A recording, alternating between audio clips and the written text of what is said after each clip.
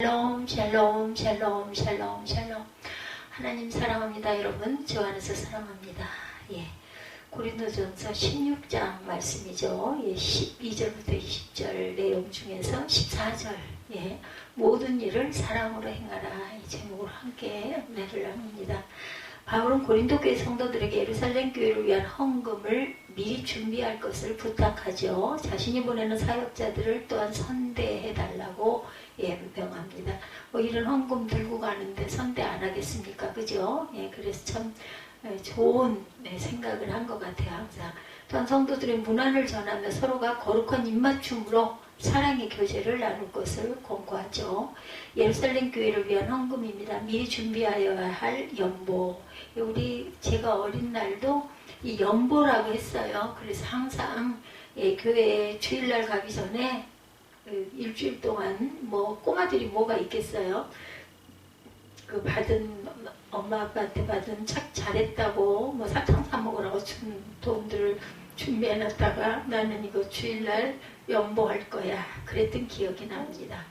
그래서 꼬깃꼬깃한 아니면 동전을 가지고 있다가 그 바구니가 이렇게 돌아가잖아요. 그러면 거기다 툭 집어넣고 아주 자랑스럽다는 듯이 기뻐했던 제 기억이 새록납니다. 이게 연보라는 단어를 보니 예루살렘 교회를 위한 헌금이죠. 미리 준비할 연보다. 1절에 성도를 위하는 연보에 관하여는 내가 갈라디아 교회들에게 명한 것 같이 너희도 그렇게 해라. 매주 첫날에 너희 각 사람이 수입에 따라 모아두어서 내가 갈 때 연보를 하지 않게 하라. 내가 이럴 때 너희가 인정한 사람에게 편지를 주어 너희 은혜를 예루살렘으로 가지고 가게 하리니 만일 나도 가는 것이 합당하면 그들이 나와 함께 가리라.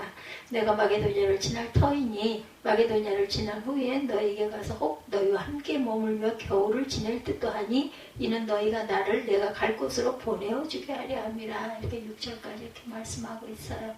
미리 준비하라고 그러죠.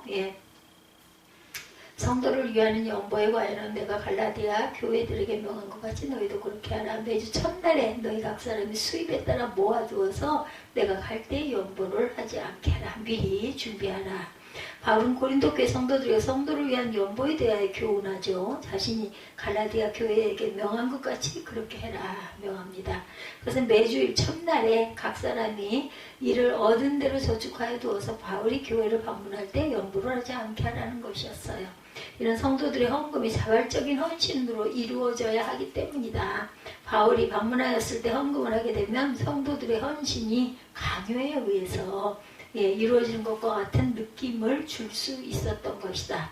그래서 바울은 고린도 교회가 미리 헌금을 예비해 두었다가 자신이 방문했을 때 전해줄 것을 부탁을 합니다. 참 세심한 데까지 신경을 쓰죠. 그럴 것 같은 성품이 아닌 것 같은데 또 이렇게 작은 부분까지 살핍니다. 헌금은 하나님께 대한 감사의 뜻으로 바치는 것이고 그 사용은 복음 사역과 가난한 이웃에 대한 사랑을 실천하는 일을 목적으로 해야 한다. 그러므로 고린도 교회 성도들이 매주일 헌금을 바칠 때 성도들은 하나님과 이웃에 대한 사랑을 쌓아나갈 수 있었던 거죠. 미리 준비하라. 고린도후서 9장 5절에도 그러므로 내가 이 형제들로 먼저 너희에게 가서 너희가 전에 약속한 연보를 미리 준비하게 하도록 권면하는 것이 필요할 줄 생각하였노니 이렇게 준비하여야 참 연보답고 억지가 아니니라.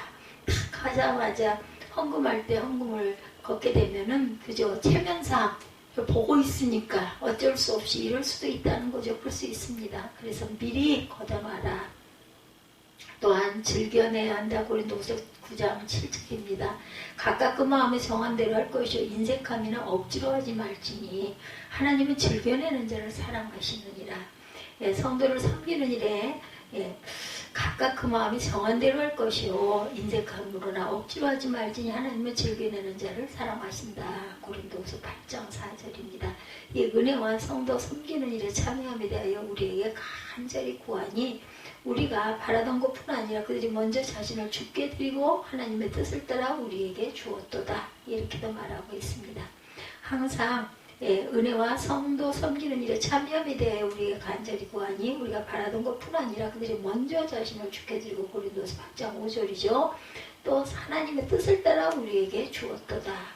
헌금은 예루살렘 전달 계획. 바울은 고린도 교회가 미리 헌금을 준비해두면 자신이 방문할 때 인정받은 자를 택하여 그 헌금을 예루살렘으로 가져가야겠다고 계획을 밝히고 있죠. 예, 예루살렘으로 가게 하리니 3절에 보면 이렇게 나와 있습니다. 예, 예루살렘 교회는 기근이 들어서 매우 궁핍한 상태에 있었기 때문에 바울이 이방의 교회들에게 헌금을 하게 하여 그들을 도왔어요. 예루살렘 교회가 가장 먼저 열렸던 그러한 교회인데 이렇게 어려움을 당합니다. 이런 예루살렘 교회를 위한 이방 교회들의 헌금을 단순히 가난한 자들에 대한 구제 차원이 아니라 영적인 교통을 의미하는 신앙행위였다. 4절에 만일 나도 가는 것이 합당하면 그제 나와 함께 가리라. 내가 마게도냐를 지날 터이니 마게도냐를 지난 후에 너에게 가서 혹 너희와 함께 머물며 겨울을 지낼 듯도 하니 이는 너희가 나를 내가 갈 곳으로 보내어주게 하려 함이라. 6절에 겨울을 날 수도 있다라는 거죠.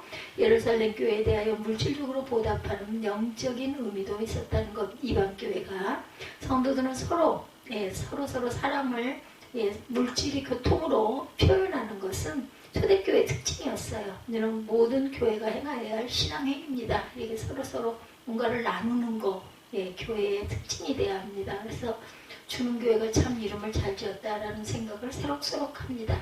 예루살렘에서 오순절 성령 강림 이후에 모인 교회는 자신들의 소유를 팔아서 가난한 성도에게 나누어 줄 정도로 물질로 교통을 많이 했죠. 다른 성도의 부족을 보충해줘요. 고린도서 8장 14절에 이제 너희의 넉넉한 것으로 그들의 부족한 것을 보충함은 후에 그들의 넉넉한 것으로 너희의 부족한 것을 보충하여 균등하게 하려 함이라. 이렇게 얘기하고 있습니다. 너희의 넉넉한 것으로 그들의 부족한 것을 보충함은 그들의 넉넉한 것으로 너희의 부족한 것을 서로 그죠? 이게 나누라는 거 서로서로 있을 때 서로서로 나누면 나중에 없을 때도 받아도 그리 많이 미안하지 않고 고맙죠. 예루살렘에 큰 흉년이 들었어요. 사도행전 11장 28절에도 그 중에 아가보라는 한 사람이 일어나 성령으로 말하되 천하에 큰 흉년이 들리라 하더니 글라우디오 때 그렇게 되니라. 바울을 통해서 전해져 로마서 15장 25절에 그러나 이제는 내가 성도를 섬기는 일로 예루살렘에 가노니 가죠. 이런 마게도냐와 아가야 사람들이 예루살렘 성도 중 가난한 자들을 위하여 기쁘게 얼마를 연보하였습니다. 말하고 있어요. 고린도 교회에 대한 부탁입니다. 다시 만난 날을 기약해요. 바울은 고린도 교회에 대한 방문 계획을 밝히면서 주께서 만약 허락하시면 그들과 함께 얼마 동안 유하기를 원한다라고 말하고 있죠. 4절에 나와 나도 함께 갈 것이고 마게도냐를 지낼 터이니 마게도냐를 지난 후에 너에게 가서 너희와 함께 머물며 겨울을 지낼 듯하다. 6절에 바울이 주께서 만약 허락하신다면 이라는 단서를 붙인 것은 주의 뜻이 어떠한지를 알지 못하였고 자신의 행보를 결정하는 분이 오직 주님이시다. 마음에 가라는 감동에 와야 가니까 그죠? 이런 바울의 자세는 모든 일은 하나님의 인도하심을 받고 맡기는 신앙의 자세였어요. 하나님께서는 바울의 모든 사역에 함께 하시고 그의 갈 길까지 인도하시고 지시하심으로 복음 증거 사역을 이루어 가셨다는 걸 알겠죠. 바울의 이러한 신앙 자세는 모든 성도가 본받아야 할 자세입니다. 야고보 사도는 인간이 자신의 일을 계획하고 장담하는 것이 교만한 죄악임을 밝히면서 주의 뜻이면이라는 단서를 모든 계획에 대한 진술에 붙일 것을 교훈하죠. 야고보서 4장 15절에 증거합니다. 이는 물론 단순한 입술의 말의 문제가 아니라 그러한 사상을 지니라는 겁니다. 마게도냐를 들러갔던 바울이요. 사도행전 20장 3절에도 거기 석 달 동안 있다가 배 타고 수리하러 가고자 할 그때 유대인들이 자기를 해하려고 공모함으로 마게도냐를 거쳐 돌아가기로 작정했다. 모든 계획을 하나님의 뜻에 맡겼어요. 고린도후서 1장 17절에 나옵니다. 바로 뒤에 있죠. 1장 17절 볼까요? 1장 17절에 보니 이렇게 계획할 때 어찌 경솔히 하였으리요. 계획하기를 육체를 따라 계획하여 예하면서 아니라 하라 하는 일이 내게 있겠느냐. 하나님은 미쁘시니라 우리가 너에게 한 말을 예하고 아니라 함이 없노라. 우리 곧 나와 실로아와 디모데로 말미암아 너희 가운데 전파된 하나님의 아들 예수 그리스도는 예하고 아니라 함이 되지 아니하셨으니 그에게는 예만 되었느니라. 빌립보서 2장 5절에서 8절에도 증거하고 있다라는 것. 모든 계획을 하나님의 뜻에 이렇게 맡겨요. 항상 하면서 아니라 하는 일이 내게 있겠느냐. 하나님은 미쁘시니라 우리가 너에게 한 말을 이해하고 아니라 함이 없나 봐죠. 복음 전도자인 대접을 또한 부탁합니다. 바울은 디모데를 고린도 교회에 보내면서 말하고 있죠. 예.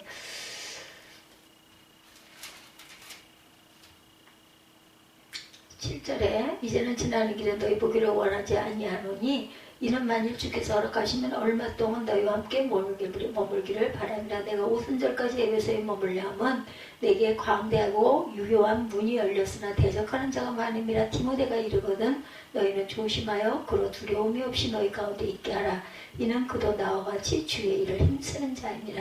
디모데가 거기 가거든 여기서 이르거든은 그죠? 거기 도착하거든 10절에 이렇게 말하고 있죠. 디모데를 부탁합니다. 잘 대접해라. 바울은 디모데를 고린도 교회에 보내면서 그가 그곳에 이르거든 저를 멸시치 말고 평안히 보낼 것을 교회에게 부탁합니다. 디모데가 나이가 어려요. 교인들이 그의 외모를 보고 없이 여길 수 있었기에 바울은 이를 경계하죠.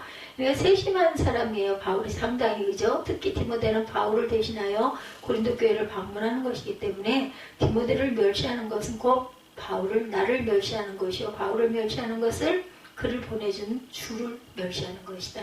바울은 이를 강조하기 위하여 디모데도 자신과 같이 주의 일에 힘쓰는 자다 이렇게 말하죠. 성도들이 주의 일을 위하여 힘쓰는 자에 대하여 호의로 대접하는 것은 주의 일에 동참하는 일이고 하나님께서 기뻐하시는 일을 감당하는 것이다. 그렇죠. 존경해야 합니다. 디모데전서 5장 17절에 잘 다스리는 장로들은 배나 존경할 줄로 알되 말씀과 가르침에 수고하는 이들에게는 더욱 그리할 것이니라. 주님을 대접하는 거예요. 누가복음 10장 16절에 너희 말을 듣는 자는 곧 내 말을 듣는 것이요 너희를 저버리는 자는 곧 나를 저버리는 것이요 나를 저버리는 자는 나를 보내신 이를 저버리는 것이다. 믿음에 굳게 서라 이렇게 말씀하고 있어요.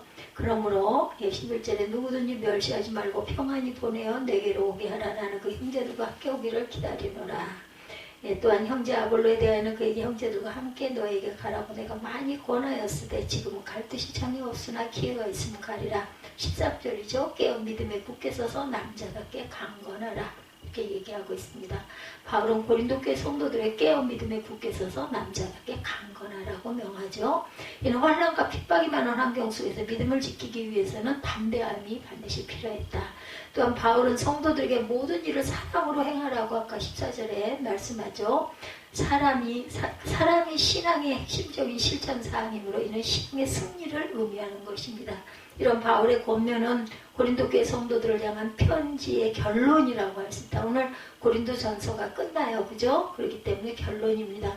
편지를 통하여 성도들이 믿음에 굳게 서서 흔들리지 않고 온전히 승리하기를 축복한 거죠. 기원했습니다. 시험에 들지 않게 깨어 기도하라. 그죠?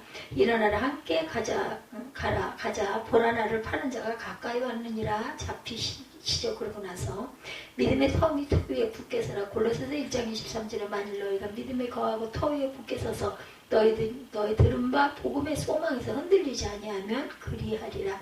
이 복음은 천하 만민에게 전파된 바요. 나 바울은 이 복음의 일꾼이 되었다. 이렇게 증거합니다. 그래서 바울이 또 이제 작별 인사를 하죠. 네. 14절에 너희 모든 일을 사랑으로 행하라 말했고 형제들아 스데바나의 집은 곧 아가야의 첫 열매도 성도 섬기기로 작정한 줄을 너희가 아는지라 내가 너희를 권하노니 이 같은 사람들과 함께 일하며 수고하는 모든 사람에게 순종해라. 내가 스데바나와 부드나도와 아가이고가 온 것을 기뻐하노니 그들이 너희의 부족한 것을 채웠다. 그들이 나와 너희 마음을 시원하게 하였으니 그러므로 너희는 이런 사람들을 알아주어라. 아시아의 교회들이 너에게 무난하고 아글라와 브리스가와 그 집에 있는 교회가 주 안에서 너에게 간절히 무난하고 모든 형제도 너에게 무난하니 너희는 거룩하게 입맞춤으로 서로 무난하라. 나 바울은 지필로 너에게 무난하노니 만일 누구든지 주를 사랑하지 아니하면 저주를 받을지어다. 우리 주여 오시옵소서. 주 예수 그리스도의 은혜가 너희와 함께하고 나의 사랑이 그리스도 예수 안에서 너희 무리와 함께 할지어다. 아멘. 바울은 스데바나의 집의 사람들과 그와 함께 일하며 수고하는 모든 자에게 복종할 것을 명하죠. 고린도 교회의 부족한 점을 그들은 보충했고 바울과 고린도의 성도들의 마음을 시원케 하였으므로 그들을 존경해라 이렇게 말합니다. 복음사역자와 성도들의 마음을 시원케 하는 자는 참으로 귀히 여김을 받을 만한데 이는 용기와 위로를 줘서 더욱 하나님 일을 충성할 수 있기 때문이다. 또한 성도는 어디서나 다른 사람의 마음을 시원케 하며 용기와 위로를 주는 역할을 감당해야 되겠다. 충성된 사자처럼 잠언 25장 13절에 충성된 사자는 그를 보낸 이에게 마치 추수하는 날에 얼음 냉수 같아서 능히 그 주인의 마음을 시원하게 하느니라. 이 얼음 냉수 참 이 단어가 굉장히 시원하죠. 또한 좋은 기별을 전하는 자의 잠언 25장 25절에 말씀하고 있어요. 먼 땅에서 오는 먼 땅에서 오는 좋은 기별은 목마른 사람에게 냉수와 같은 말씀이죠. 예, 여름날 얼음 냉수 같다. 또한 먼 땅에서 오는 좋은 기별은 목마른 사람에게 냉수와 같으니라. 거룩한 입맞춤으로 문안하라 그러죠. 아시아의 교회들과 아굴라와 브리스가와 그 집에 있는 교회가 주 안에서 고린도서 교회 성도들에게 간절히 문안한다고 전합니다. 또한 모든 형제도 그렇게 문안하니 거룩하게 입맞춤으로 서로 문안해라. 성도가 서로 사랑과 관심을 가지고 간절히 문안하면 그리스도의 사랑의 표현이에요. 이러한 사랑이 있을 때 비로소 그리스도 안에서 한 형제됨을 체험하게 된다. 거룩하게 문안해라. 로마서 16장 16절이죠. 너희가 거룩하게 입맞춤으로 서로 문안하라. 그리스도의 모든 교회가 다 너희에게 문안하느니라. 모든 성도가 문안해요. 고린도 후서 13장 12절에 모든 성도가 너희에게 문안하느니라.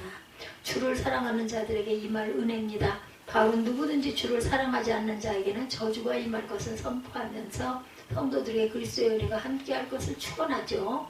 바울은 고린도 교회에 하나님이 함께하시기를 축복했는데 이는 바울이 편지를 보낼 때 언제나 동일에게 비는 축복이었어요. 하나님의 함께하심보다 더 좋은 복은 세상에 없기 때문이죠. 변함없는 은혜입니다. 에베소서 6장 24절에 주 예수 그리스도를 변함없이 사랑하는 모든 자에게 은혜가 있을지어다.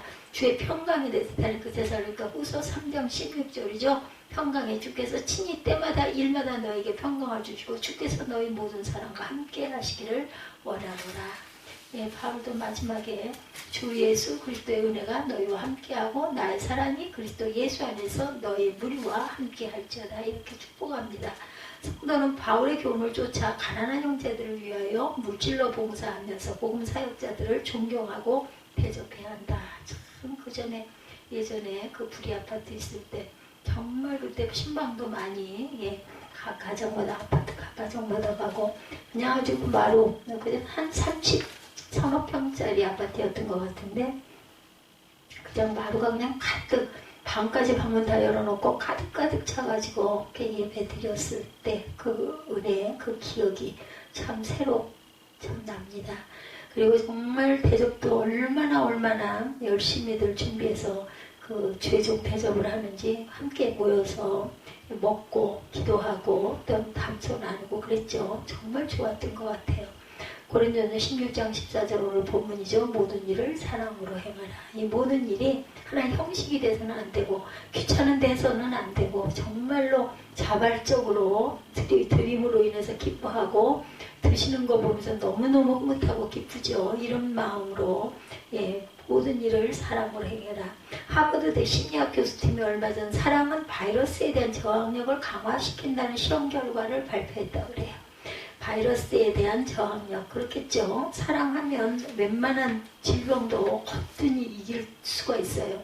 교수팀 먼저 학생들에게 인자한 얼굴이라는 성직자가 난민병원에서 사랑으로 환자들을 돌보는 기록 영화를 보여줍니다. 그리고 나서 감기 바이러스에 대항하는 저항력을 검사한 다음 일주일 후 이번에는 나치가 유대인을 잔혹하게 학살하는 기록 영화를 보여주고 감기 바이러스에 대항하는 저항력 검사를 했다고 해요. 어땠겠어요? 그 결과 연구팀은 학생들이 사랑을 느꼈을 때 감기 바이러스에 대항하는 저항력의 수치가 더 높아졌다는 것을 알아냈다고 그래요. 가장 좋은 약은 그래서 사랑이죠. 그래서 될 수 있으면 직접 못하면 그저 우리 드라마라도 열심히 그저 좋은 주인공 나오는 그 뭐 이상한 음모나 뭐 막 이런 시기 질투 뭐 어떤 함정 뭐 이런 거 없는 정말 사랑 그 영화 사랑 드라마 이런 것들을 저는 그렇게 합니다. 열심히 보면서 좋아하기도 하고 그냥 제가 주인공이 돼서 기뻐하기도 하고 축복하기도 하고 해요. 그리고 또한 성경 말씀이 늘 떠오릅니다. 보다 보면 그래서 밤에 잠이 안 오거나 할 때는 그걸 눈으로 이렇게 보는 게 아니라 하도 듣고 하도 많이 그걸 틀어놓고 있었어서 그냥 다 기억을 하니까 눈 감고 누워서도 그냥 조그맣게 틀어놓고 그러다가 또 서로록 잠이 들면 너무 감사한 거죠. 아니어도 지루하지가 않습니다. 그리고 그걸 연상을 하고 상상을 하면 그냥 마치 내가 주인공이 된 것처럼 그래 기뻐요. 마음이 뭐 대리만족 참 좋은 것 같아요. 뭐 돈이 들어요. 뭐 시간은 자야 되는 시간인데 그렇다고 뭘 컴퓨터를 켜놓고 뭘 할 수도 없고 피곤하기도 하고 쉬고도 싶고 좀 쉬고 싶을 때 있어요. 특별히 그럴 때는 그냥 그렇게 해서 시간을 보내다가 깜빡 새로운 얘기 조금 잠이 들기도 하고 또 그 잠이 또 얼마나 단지 눈을 깜짝 놀라서 떠보면 아까도 그래서 30분 딱 지나갔더라고요. 왜 그렇게 깨는지는 모르겠는데 그래도 그냥 정신이 바짝 나요. 이것도 하나님께서 주신 은혜인 듯 합니다. 너희 모든 일을 사랑으로 행하라는 말씀의 사랑은 아가페적인 희생적인 사랑을 말하죠. 하나님의 독생자를 주신 그 사랑으로 하나님을 사랑하는 마음으로 모든 일을 행하라. 남녀간의 사랑도 아가페까지는 아니더라도 그 순간은 그저 그게 길지가 못해서 그러지 정말 다 주고 싶은 그런 마음이잖아요. 순수한 사랑은. 사랑은 일반적으로 네 가지를 설명합니다. 본능적인 사랑이죠. 스토울게, 혈연 관계에 있는 사랑이에요. 스토울게. 호전에서 뺀다고, 호적에서 뺀다고 어쩐다고 해도 혈연 관계는 법적으로 쉽게 끊어질 수 정말 빼는 일이 있는지 저는 그거 참 궁금해요.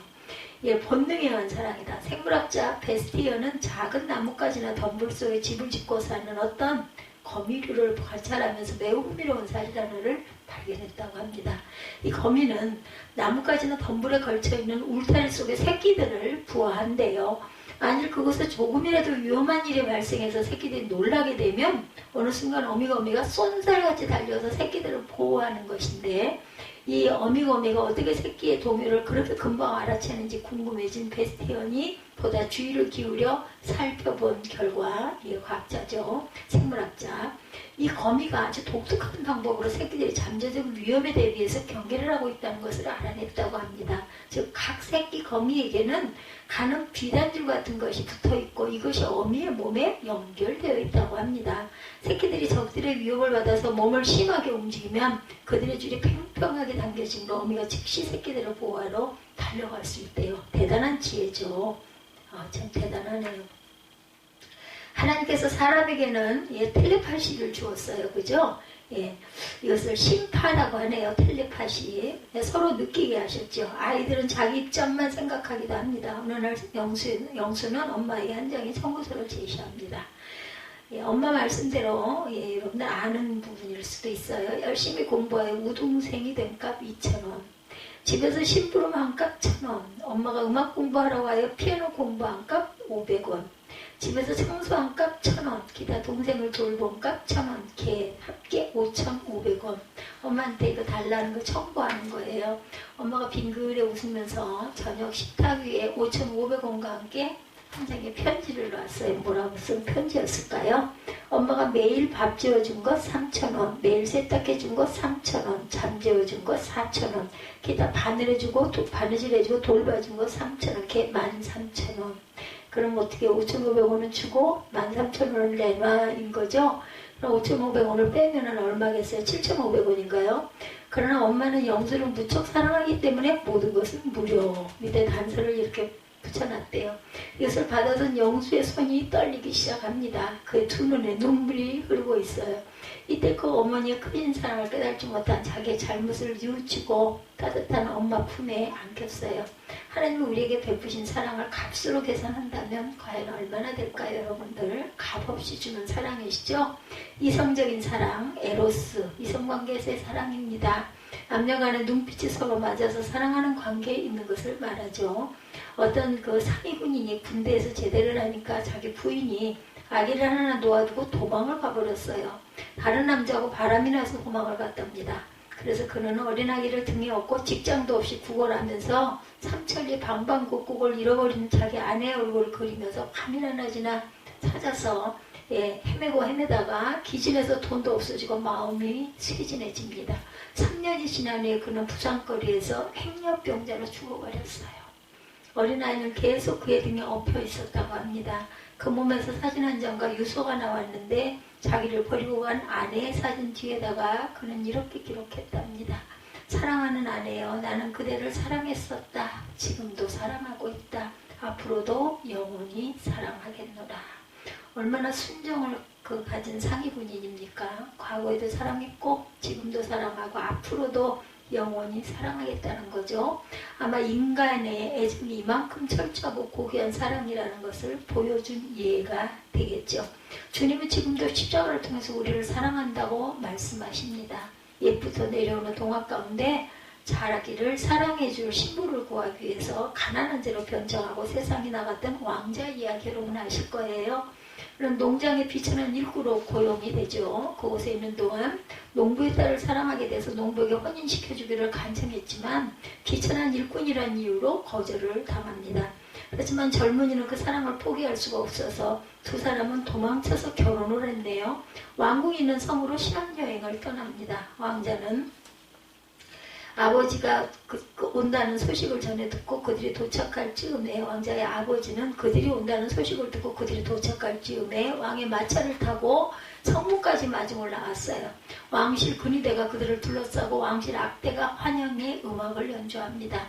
신부는 놀라서 이것이 어떻게 된 일이죠? 하고 묻습니다. 그때 왕자는 나는 왕자라오. 당신은 비천한 나와 결혼했으니 그것이 나를 사랑하는 증거라고 이제 이 모든 영광은 다 당신 것이요 이렇게 대답을 했다고 그래요. 예수 그리스도는 세상에 가장 비천한 분으로 오셔서 우리를 신부로 맞아주셨죠. 그는 어느 날인가 우리를 왕이 계시는 성으로 데리고 가세요. 거기서 모든 영광으로 환영되고 그때 우리는 그의 소유가 될 것이며 기쁨을 누리게 될 것입니다. 사회적인 사랑입니다. 필리아죠. 필리아. 스승과 제자 간에 서로 존경하고 아끼는 사랑이에요. 전회적인 동료애적인 이런 어떤 관계에서 오는 사랑을 말합니다. 예, 필리아. 야훼께서 마므르 상수나무 아래, 상수리나무 아래 아브라함에게 나타나셨더니 아브라함이 하나님의 사자 셋을 보고 물을 가져다가 발을 씻게 하고 쉬게 하고 떡을 갖다 대접할 일이 있었죠. 아브라함의 정성에 감격한 하나님의 사자들은 아브라함에게 축복하기를 내 아내 사라에게 아들이 있으리라 이렇게 축복을 해줬어요. 남을 사랑하고 대접하는 일만큼 인간미가 넘치는 일이 없죠. 사람은 근본적으로 좋은 일을 하면 양심이 기뻐하고 남을 괴롭히면 양심이 찔리고 아프죠. 시조선 선조시대의 명의 허준이 아직 명의가 되기 전 초보적인 의학 공부를 하고 있을 때였다고 합니다.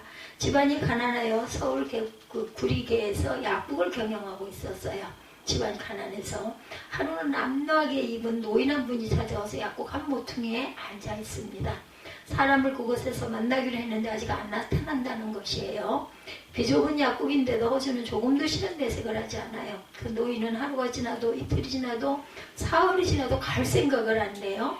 그러나 허준은 그 노인을 정성껏 대접하며 사랑을 베풀었어요. 그때 산모가 쓰러져 죽게 되었다가 급한 환자가 찾아옵니다. 허준은 도저히 약방문을 만들 수가 없었어요. 이 광경을 보고 있던 노인이 곽향전기산을 지어주라고 했어요. 그대로 했더니 그 환자가 깨끗이 나았습니다. 그 노인은 당대의 명의인데 자기의 의술을 전수시킬 사람을 찾던 중에 허준과 같은 마음씨 착하고 사람을 사랑하는 사람을 만나 자기의 의술을 전하여 주게 되었다고 합니다. 러시아의 소설가로 안톤 체호프라는 사람이 있어요. 그는 모스크바 대학교 의학부에 입학해서 의학 공부를 하면서 소설을 종종 지상에 발표한 바가 있는데 작가이기도 하네요. 그것을 계기로 점차 소설가로 알려지기 시작을 했다고 그래요. 의학부에 입학한 의학 공부를 하는 사람인데 의사가 된 뒤에도 그는 자기의 문학적인 재능을 세울 수가 없어서 문인으로 일관했고 그 결과 이적 세계적인 소설가가 된 사람이라고 하네요. 그는 1890년 이후 모스크바에서 남쪽으로 약 50마일쯤 떨어져 있는 멜리호보라는 마을에서 지병인 결핵 요양을 하며 몇 편의 글을 남겼는데 그 중에 하나가 94년에 발표된 단편 귀여운 여인이라고 합니다. 예, 들은 것 같습니다. 제목을. 이 소설의 주인공 올렌카는 젊은 극장 주인과 결혼을 한다는 거예요. 남편을 진심으로 사랑하는 올렌카는 왠지 남편의 모든 것이 너무나 좋았대요. 이런 상태에서 어찌 서로 감격이 있겠는가. 남편이 가치 있게 여기는 것은 자기에게도 가치가 있고 남편의 취미는 어느덧 자기의 취미가 됩니다. 두 사람이 완벽한 한 몸으로 변한 거죠. 이렇게 되니까 그녀는 자연스럽게 남편의 활동에 적극적으로 동참했고 그래서인지 예전에 적자로 허덕이던 극장이 흑자를 기록하게 됩니다. 그러나 올렌카에게 예기치 못한 불행이 찾아들어요. 모스크바 일을 보러 간 남편이 그곳에서 세상을 떠나고 맙니다. 하늘이 무너져 내린 것 같은 충격과 엄청난 상심의 한때를 지나 그녀는 두 번째 남편 바실리를 만나고 다시 한번 행복한 삶이 전개됩니다. 남편은 상당히 큰 목재상을 경영하고 있었는데 올렌카는 그와 결혼하면서부터 금방 목재에 관해 해박한 지식을 지니게 되었고 아울러 남편의 일을 잘 도울 수가 있었다고 그래요. 그녀는 사랑의 대상이 지니는 모든 것을 흡수하여 자기 것으로 만드는 천부의 재질을 지니고 있었다고 합니다. 이렇게 단란했던 두 번째 결혼 생활도 비실리가 병들어 죽으면서 또 종말이 찾아옵니다. 인생에서 어떤 일이 닥칠지라도 산 사람은 살죠. 예, 사람은 사랑을 떠나서는 참된 삶이 없는 것이기에 올렌카는 어느 수의장교와 다시 한번 사랑을 했고 그때도 그녀는 수의사가 지닌 모든 것을 자기의 것으로 흡수를 합니다. 상당한 우여곡절을 겪은 후에 홀로 남은 올렌카는 마치 에스겔 골짜기에 마른 뼈같이 황량한 생을 무의미하게 보내고 있었어요. 사랑의 대상을 모두 잃었기 때문이에요. 그러나 혈연적으로 아무 상관도 없는 수의장교의 아들을 맡아 키우면서부터 그녀의 삶의 윤기가 되살아납니다. 사랑의 대상과 하나 되어진 그녀의 모습을 보여준 것이라고 할 수가 있죠. 우리 사회에 자원하여 사랑을 실천하는 봉사활동은 여기에 속한다고 할 것입니다. 희생적인 사랑, 아가페. 이 아가페는 하나님의 우리를 구원하시기 위해서 독생자를 십자가에 희생시키신 것 같은 사랑을 아가페 사랑이라고 하죠. 금세기 최고의 여배우가 있죠. 미국의 심리학 박사고 아카데미 여우주연상을 4번씩이나 수상한 캐서린 헵번입니다. 타고난 재능과 매사에 적극적이고 진취적인 성격이 조화된 때문이라 할까. 그녀는 무슨 일을 맡아도 결코 남에게 뒤지지 않는 실적을 올린 사람으로 유명했다고 해요. 헵번. 학교에서는 박사학위를 땄고 연극 무대에서는 성공적인 연기자로 공인받는 것이 이를 증명한다고 합니다. 그 후 영화계에 투신한 그녀는 처음 비극의 주인공으로 명성을 얻더니 이어서 희극 배우로도 멋지게 성공하는 역량을 과시합니다. 이렇게 무대와 영화, 희극과 비극을 모조리 휩쓴 사람으로서 남달리 개성이 강한 그녀가 나이 84세에 손수 자서전 나라는 책을 발간한 바가 있다고 그래요. 자서전을 통한 그녀의 애정생활은 나이 20세 때 필라델피아의 사업가 러들러 오든 스미스와 결혼했고 6년 후에 서로 갈라섰는데 그녀는 이 결혼 생활을 한마디로 루디는 나를 사랑했지만 나는 나 자신만 사랑했다고 말하고 있다고 하래요. 첫 결혼이 파행에 이른 다음 보기만 해도 고집세고 개성적이고 오만하기 그지없어 보이는 그녀는 자기 생긴 그대로 요란한 남성 탄력을 시작합니다. 대표적인 몇 가지 사례를 들면 이혼한 그해부터 제작자 그랜드 헤이워드와 4년을 사귀었고 그 후에 억만장자 하워드 휴즈와 3년 동안 정을 나눴다고 그래요. 이런 생활을 하다가 33세가 되던 1941년 그해 여인이라는 영화에 함께 출연한 스펜서 트레이시와 운명의 해우를 했다고 하죠. 그 이후에 그녀는 27년 동안 오직 그 사람만 사랑했노라 고백하는데 얼마나 사랑했는가를 우리는 그가 좋아하는 것을 먹었다. 우린 그가 좋아하는 일을 했다. 우린 그가 좋아하는 삶을 살았다. 이것은 내게 큰 기쁨이었다. 그의 관심, 그의 요구가 언제나 우선이었다고 고백했다고 합니다. 세상에 그 누구보다 오만하고 자기 주장에 강하고 고집불통이었던 개성미의 상징인 헵번도 진정한 사랑의 대상 앞에서는 고양이 앞에 쥐 모양으로 꼼짝을 못했다는 것, 사랑만이 지닌 신비라는 표현이죠. 우리가 진정 사랑의 대상은 오직 예수 그리스도이십니다. 독일이 나온 최고의 서정시 릴케가 아직 무명이었을 때 일화입니다. 하루는 늦은 저녁 공원곁을 지나가는데 울타리에 기대 앉아 통행인들에게 구걸하는 노파가 있더랍니다.